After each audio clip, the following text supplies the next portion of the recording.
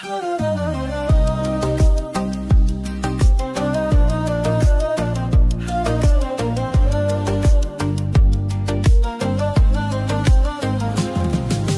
canım, ey ebedi yarim, neden sustun, neden tükettin kendini?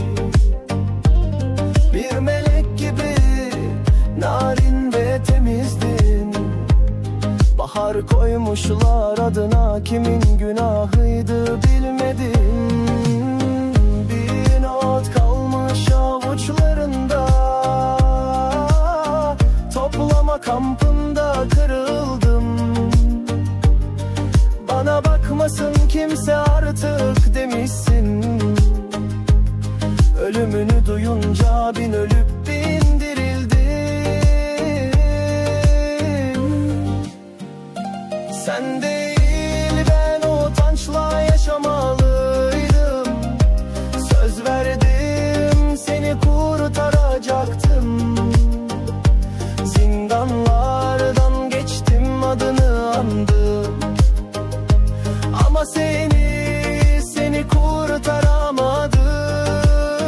Sen Allah'ın cennetine namusunla vardın. Ben yavrusunu koruyan bir köpek bile olamadım. Baharım, nigarım, cananım, bir plan kuramadım.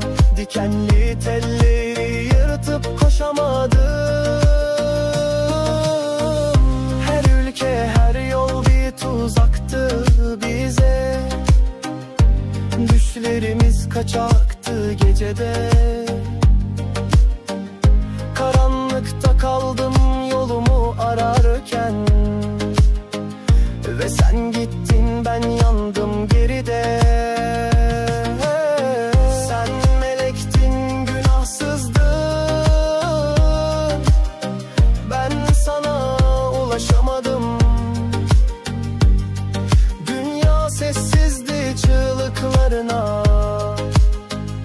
Hayattayken sana bir kere kavuşamadım.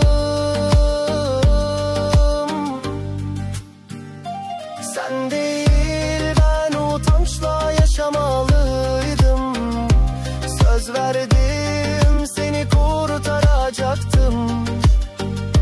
Zindanlardan geçtim, adını andım. Ama seni kurtaramadım.